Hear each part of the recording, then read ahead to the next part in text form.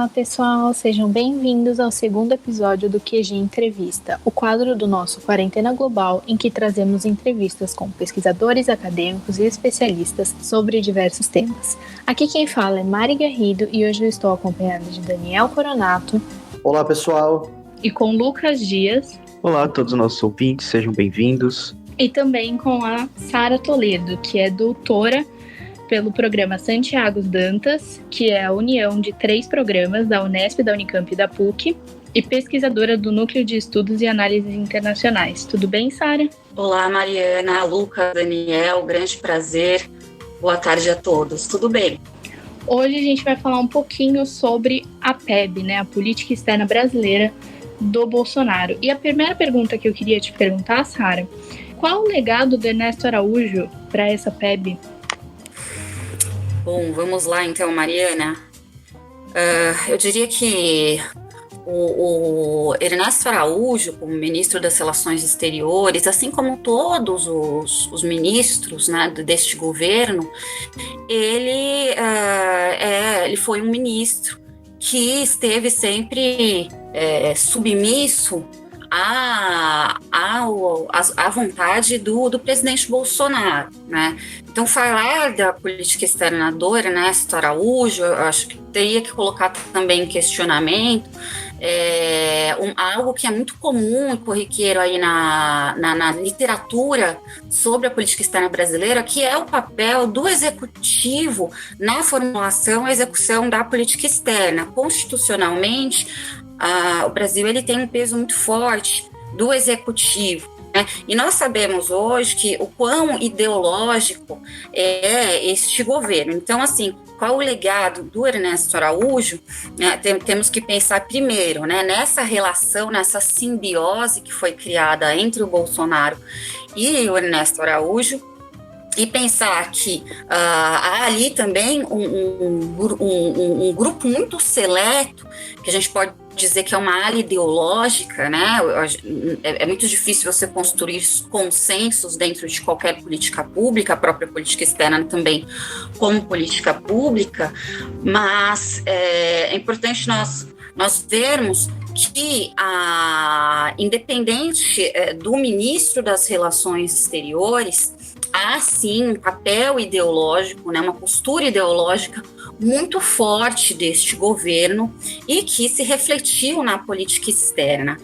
O Ernesto Araújo, ele soube muito bem surfar nessa onda, né? Tanto que nós sabemos, ele não era um diplomata de uma grande projeção, e ele alcançou uma projeção à medida que ele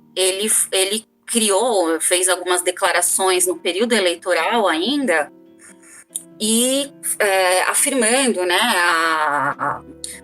concepções como o globalismo, a luta contra o que ele chama de marxismo cultural, quer dizer, um ideário extremamente ideológico e se rompe com princípios muito sérios constitucionais, né, que são os princípios do artigo 4º da nossa Constituição Federal.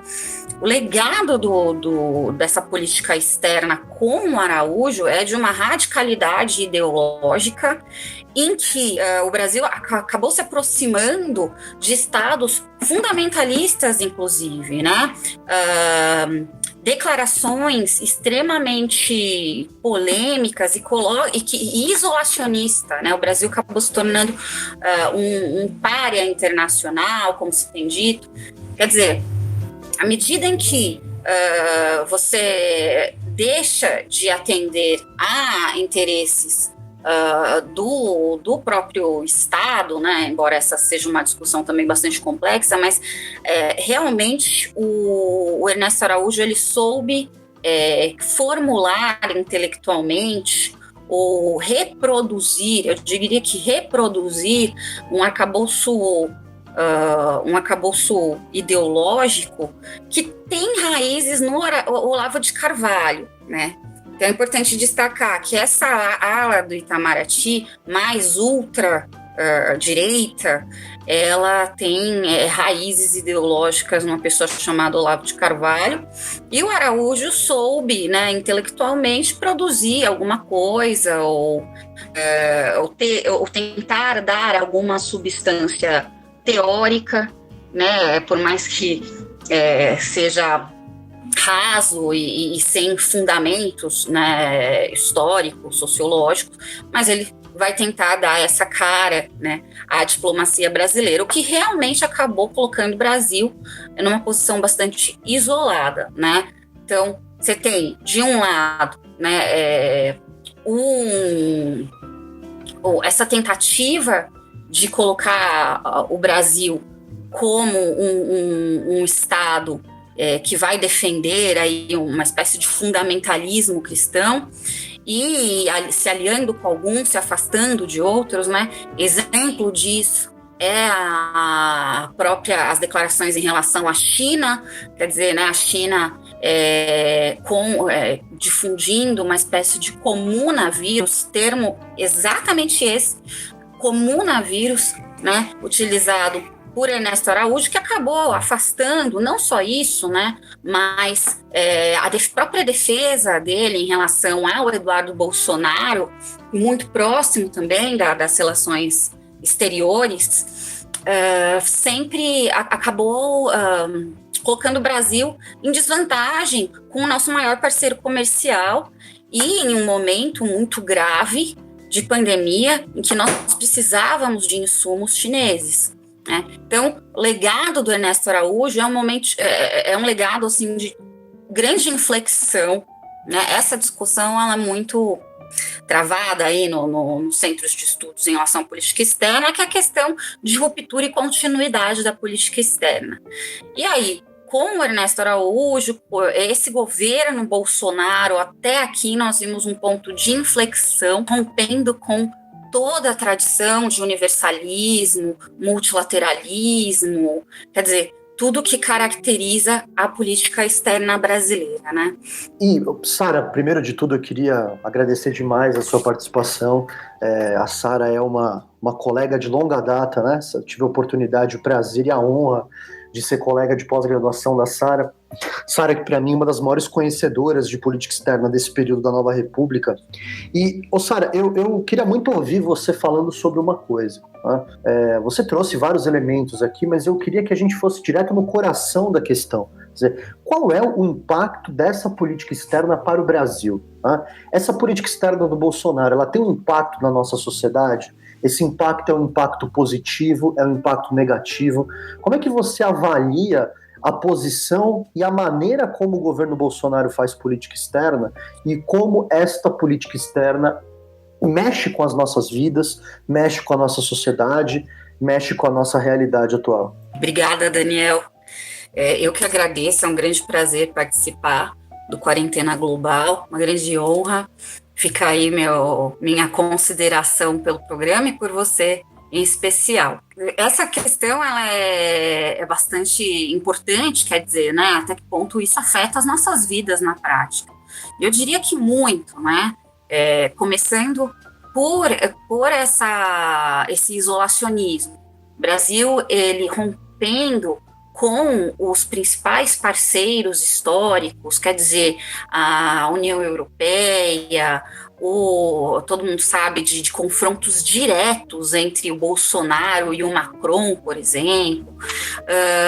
Quer dizer, eu diria assim, a política externa, ela tem uma flexibilidade maior dentro das políticas públicas do que as políticas domésticas mais comuns, educação, saúde. Nessa parte, geralmente não se radicaliza tanto, embora no governo Bolsonaro se radicalizou tudo, mas há um consenso entre os analistas de política externa ao dizer que a política externa ela pode ser radicalizada porque ela não tem um impacto eleitoral tão grande como as outras políticas públicas, né?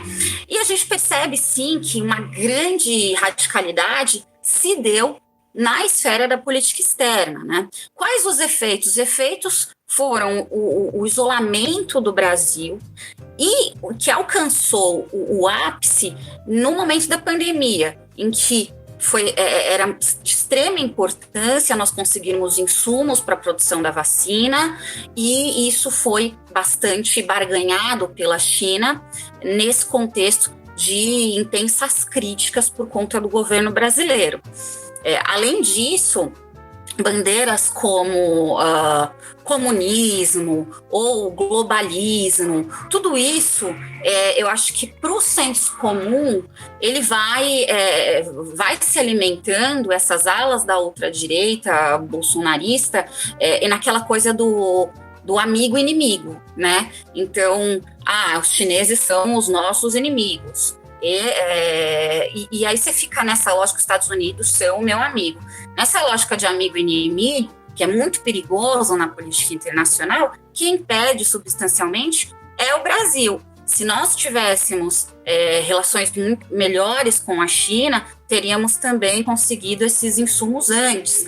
Tanto que nós vimos que os próprios governadores se uniram para conseguir, né, esses insumos, passando pelo governo federal, que foi bastante incompetente nesse sentido.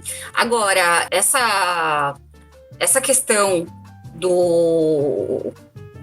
da pandemia, eu acho que ela é crucial para a gente entender os efeitos diretos da política externa, tanto que a queda do Araújo tem a ver com um grupo de senadores, e veja, senadores que apoiam o próprio presidente Bolsonaro, inclusive, também, e que vão criticar o Ernesto de Araújo justamente por essa morosidade e esses obstáculos que foram criados no sentido de obter esses insumos no contexto da pandemia. Porque eu queria trazer um pouco assim, entendendo todo esse processo que a gente tem visto na pandemia e como o combate a ela tem sido ineficaz pelas próprias medidas que o governo federal vem adotando. Eu queria entender um pouco mais, eu acho que seria interessante a gente fazer um retrospecto em relação aos governos anteriores que a gente teve no Brasil, principalmente puxando para o governo que teve mais, podemos dizer, avanços aí na questão social, questão de saúde, que nos tempos recentes pode ser visto como governo Lula. Eu gostaria que você pudesse fazer uma comparação entre os eventos que têm acontecido nessa pandemia sob o governo Bolsonaro. Eles aconteceriam se fosse com o governo Lula, esse processo no governo Lula, quando a gente estava tendo a epidemia de H1N1, ela foi liderada de uma maneira. Quais as diferenças, né, que a gente tem entre a gestão Bolsonaro e essa gestão passada?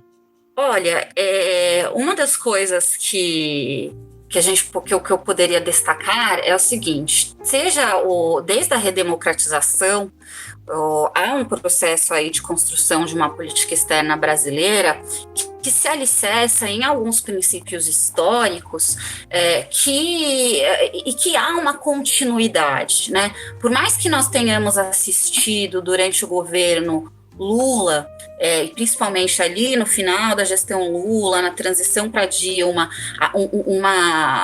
uma gradual polarização, essa polarização ela sempre se deu discutindo valores que são basilares da política externa brasileira. Quais são esses valores, né? O universalismo, quer dizer, o Brasil ele vai independente da religião, do credo, o Brasil ele tende a se relacionar bem com todos os países, sobretudo sob uma bandeira chamada pacifismo, né? Essa identidade internacional que o Brasil constrói e tem os seus pilares lá no Barão do Rio Branco, e se dá a partir da necessidade do Brasil se ajustar regionalmente em um contexto de países muito pequenos, né? Então, mantendo aí construindo uma identidade e mantendo boas relações com os vizinhos. O Brasil vai se caracterizar como um país pacifista, universalista, que tem uma tradição muito longa com o multilateralismo, justamente por entender que se trata de uma potência média, e como potência média, as formas de negociações internacionais e de inserção internacional do Brasil seria sempre os acordos, né, a diplomática, e não só com um país, não só em relações bilaterais, mas sempre olhando para o multilateralismo, por entender que o Brasil não é tão forte, mas também é um país, não é um país tão pequeno. Ele lideraria blocos regionais, e isso ficou muito cristalizado na própria consolidação do Mercosul, que vai ocorrer, começa ali com a redemocratização, com Sarney, e aí, com Fernando Henrique Cardoso, se vê uma articulação muito forte do Mercosul, uma tentativa do Brasil de se colocar no mundo por meio da liderança desse bloco, e continuidade no governo Lula. Então, é muito difícil de pensar como poderia ser se fosse com outro, né, em um outro governo, o que está acontecendo a pandemia.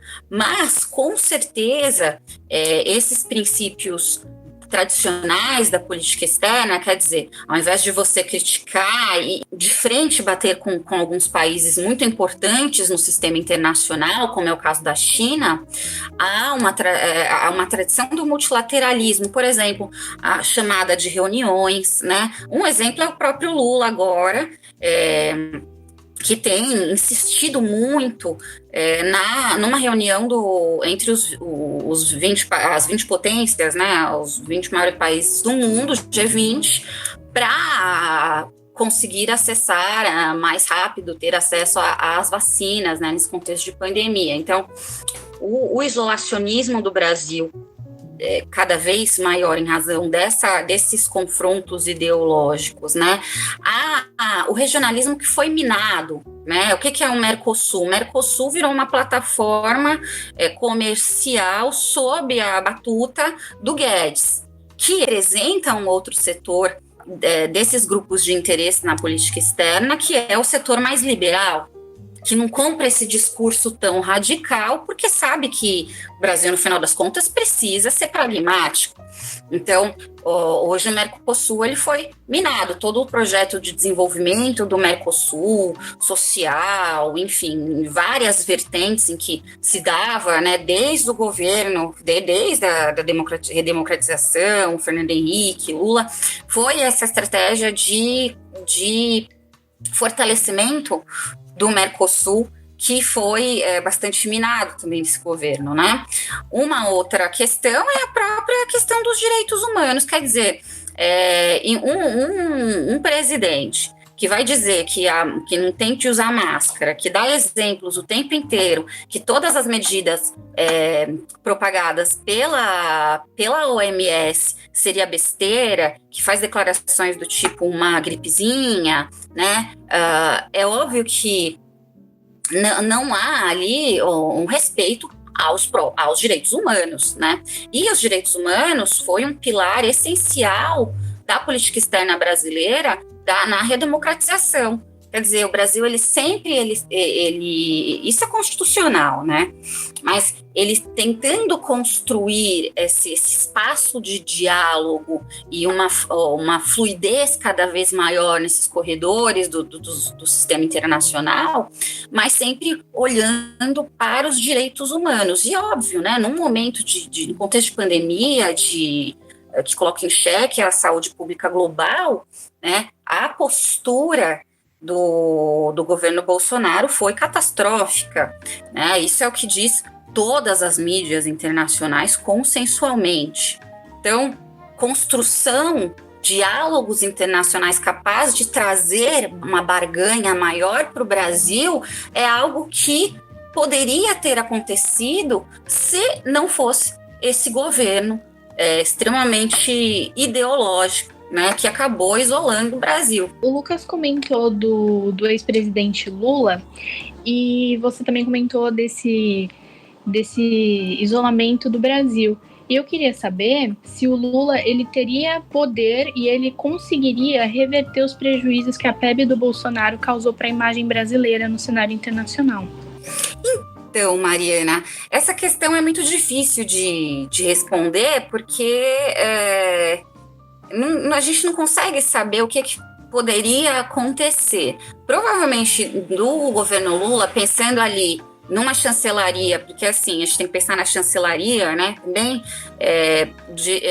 a chancelaria do governo Lula, sobretudo com Celso Amorim, com certeza, né, nós teríamos uma resposta muito mais satisfatória do Brasil na pandemia. Com certeza, essa política de negação, né, o negacionismo, ela não teria ocorrido, tá? Mas é muito difícil falar o que poderia acontecer, né? Pensando ali, mesmo porque a gente tem que pensar o governo dentro de contextos específicos e entendendo que trazer a postura de um governo e como ele agiu numa época anterior e inserir na atualidade, eu corro o risco de ser anacrônico. Então, eu acho difícil responder essa questão. Considerando tudo que foi feito e aquele contexto de política externa do governo Lula, com certeza haveria um diálogo internacional muito mais positivo, né? Agora, uma coisa que eu queria chamar a atenção, como a imagem do Brasil, ela foi se dissolvendo, né? E uma das coisas que há um consenso também entre os analistas, né? Quem vai dizer muito bem isso é o Rubens Recupero, o Celso Laffer, a chancelaria do próprio Fernando Henrique Cardoso, que vai dizer, olha, uma identidade é construída pela continuidade. Quer dizer, a continuidade é algo fundamental para a construção de uma identidade internacional. E o Brasil, ele sempre teve um padrão de continuidade, com o multilateralismo, universalismo, né, os direitos humanos, a própria ideia de global player. Então, o que nós percebemos é essa inflexão, esse problema da continuidade criou uma imagem, dissolveu essa identidade internacional do Brasil de um país pacífico, de um país que tenta se posicionar sempre de maneira a atender aos direitos humanos, às minorias. Quer dizer, essa tradição, ela foi rompida, né? E um dos grandes problemas que nós vemos é até que ponto o Brasil ganha com essa política externa, que foi a pergunta que o Daniel fez. Veja só, a entrada na OCDE, que foi uma grande bandeira desse governo, né, na política externa. O Brasil vai fazer parte dos países mais desenvolvidos do mundo, os 37 países entrando no rol desses países mais desenvolvidos, etc. Essa foi uma grande bandeira, né? E aí, o apoio dos Estados Unidos, como sempre, é fundamental. O que aconteceu? O Brasil, ele acabou dando muito mais e não recebendo nada em troca. Por exemplo, as alíquotas do trigo, a questão do etanol, muitos subsídios em nome do comércio com os Estados Unidos ganhando, e o Brasil. Quais foram os ganhos materiais, né? Nenhum, porque no final das contas, hoje, né, ironicamente falando, a própria OCDE montou uma comissão de investigação de corrupção no Brasil. Então, eles estão observando, né, e vendo aí o agravamento desses sistemas de corrupção, sobretudo após a suspensão da Lava Jato. Então, ou seja, ao invés do Brasil entrar fazer parte da OCDE, agora a OCDE está muito mais desconfiada e monitorando toda a corrupção no Brasil, que se destacou muito, né, no governo Bolsonaro, e com todas o obscurantismo, né, quer dizer, a investigação em relação a Marielle, né, e diversos aspectos, aí o próprio desmatamento, né, que é algo também que foi construído sobretudo pelo Celso Laffer, né, pelo Rio 92, essa ideia do Brasil utilizar o seu capital ecológico como uma forma de inserção internacional. Isso também foi totalmente dissolvido. O Brasil hoje é um grande destruidor do meio ambiente, de modo que há uma tentativa de concertação dos grandes países, nos países mais ricos do mundo, em torno da Amazônia, em torno de tentar que o Brasil ele desmate menos. O que eu queria chamar a atenção é realmente até que ponto nós tivemos ganhos concretos e não tivemos ganhos concretos dentro de tudo que foi feito e como isso realmente prejudica a própria imagem do Brasil no sentido de construir relações saudáveis que tragam benefício de desenvolvimento para o país. Agora, Sara, pensando para o futuro, né, olhando para o futuro, imaginando agora os próximos passos, a gente teve agora, há pouco tempo, a posse do novo ministro das Relações Exteriores, né, o Carlos Alberto Franco França. É muito pouco tempo, né? A gente sabe que política externa, como uma política pública de características muito específicas, os resultados não aparecem no curto prazo, mas já no seu discurso de posse, ele já meio que indicou alguns outros caminhos, parece que até repactuando um pouco com aquelas colunas de sustentação que você havia chamado a atenção da política externa da nova república. Chamou a atenção o discurso do Carlos Alberto Franco França, Sara? O que você achou? O que você acha que a gente pode esperar dele aí num exercício quase de futurologia, mas baseado naquilo que ele indicou como o caminho que ele buscaria levar à frente da pasta? Futurologia, gostei do termo. Olha, Daniel, o França, ele é um diplomata de carreira, mas a gente não pode esquecer que ele já estava na assessoria especial da Presidência da República durante ainda a gestão do Araújo, né?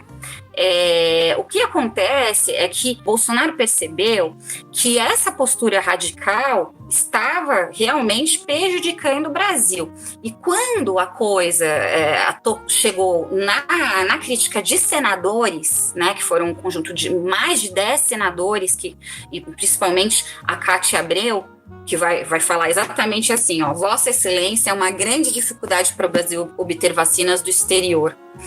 E o próprio senador Jorge Cajuru, que vai dizer: eu, no seu lugar, pediria demissão hoje, né?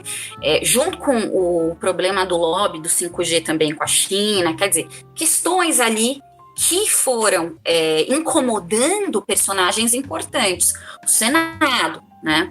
Então, à medida em que isso foi, e outros dissensos, olha que interessante, a gente sabe que o Itamaraty, ele tem uma fama de ser insulado, né, por ser atores de alto nível, né, então, geralmente, uma caixa preta do Itamaraty se fala muito nesse sentido. E é interessante que é muito difícil você ver dissensos dentro de Itamaraty, mas o Ernesto Araújo conseguiu despertar esses dissensos, tanto que foi feita uma carta por parte dos diplomatas criticando e pedindo a saída do Ernesto Araújo. Então, você soma a crítica dos senadores, os próprios dissensos internos dentro do Itamaraty, tudo isso levou também à queda do Ernesto Araújo, né? E aí, o que parece? Parece que vamos tentar colocar um discurso agora meio que panos quentes, né? Por quê? Porque com o Biden assumindo, né, recentemente, já ficou muito claro que essa destruição ao meio ambiente seria um fator de entrave nas relações com os Estados Unidos. Então, isso é algo que ele buscou enfatizar, o França, né? Já ainda agora respondendo diretamente a sua pergunta, né? Em relação ao discurso de posse dele, que é o que a gente tem, ele vai dizer, então, que é importante crescimento econômico e a ideia de sustentabilidade, né? Mas, ao mesmo tempo, você percebe as contradições, porque quem levou, né, um grande terror da política externa é o ministro do Meio Ambiente, Ricardo Salles, né? Como nós vimos, e está aí para o mundo inteiro ver, ele falando que tinha que aproveitar a situação de causa da pandemia para passar a boiada.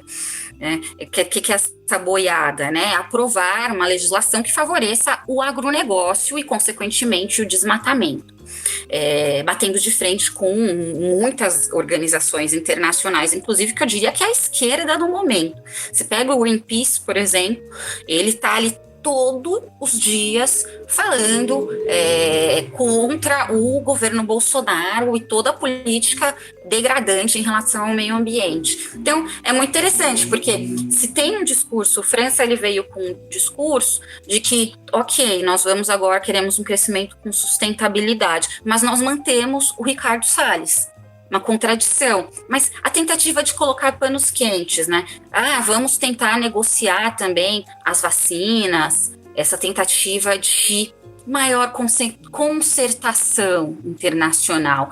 É difícil a gente pensar que o Brasil ele vai poder mudar, né, esse eixo que foi adotado, esse ponto de inflexão difícil com Ernesto Araújo. Mas a minha percepção, observando o discurso do França, foi de que há uma tentativa de colocar panos quentes nessa radicalidade. Não se falou de marxismo cultural, de globalismo, de religião, ou bater de frente com valores ideológicos de outros países. Então, essa tentativa de panos quentes, de criar melhores diálogos, está ligada a próprios grupos de pressão político que forçaram Bolsonaro a demitir o Ernesto Araújo. Sara, eu queria te agradecer muito por essa conversa. Eu acho que é uma conversa muito necessária. É um assunto que afeta a vida de todo mundo e nem todo mundo tem acesso a tantas informações como você conseguiu passar pra gente. Então eu queria muito, muito, muito te agradecer. Foi um papo excelente. Obrigada, Mariana. Obrigada, Lucas, Daniel. Para mim foi um grande prazer e estou aqui à disposição para conversarmos mais sobre política internacional e papel do Brasil, etc. Né, queria deixar aqui, então, registrado o meu agradecimento e eu acho que vocês têm o meu contato, vão passar aí o meu contato. Quem se interessar, eu me coloco à disposição. Obrigada. Muito obrigada, Sara. Queria agradecer também ao Daniel, que foi quem colocou a gente em contato com você. Obrigado, foi um prazer imenso. Receber a Sara aqui foi um presente para o QG, especialmente porque essa é uma discussão que está na ordem do dia, né? A gente precisa debater até para a gente poder pensar os caminhos daqui para frente. Obrigado, Sara. Agradecer também ao Lucas, que me acompanhou aí na entrevista. Muito obrigado, e eu quero agradecer também, obviamente, a Sara. Eu acho que as ideias colocadas aqui foram muito bem postas e nos traz aí muitas reflexões sobre o que a agenda de política externa do governo Bolsonaro pode significar para o Brasil nesse final de mandato que ele tem aí, e nos deixa com muita curiosidade de saber o que pode acontecer. Então, eu acho que a forma como foi organizado aqui o debate nos dá essa visão geral. Eu agradeço demais. Bom, o nosso episódio de hoje fica por aqui. Para saber de uma forma mais aprofundada sobre os direitos humanos e a questão ambiental no governo Bolsonaro, recomendamos que escutem os episódios 7 e 15 da segunda temporada do Quarentena Global. Não esqueçam de nos seguir nas nossas redes sociais, @Quarentena Global. Fiquem bem, fiquem seguros e até o próximo episódio.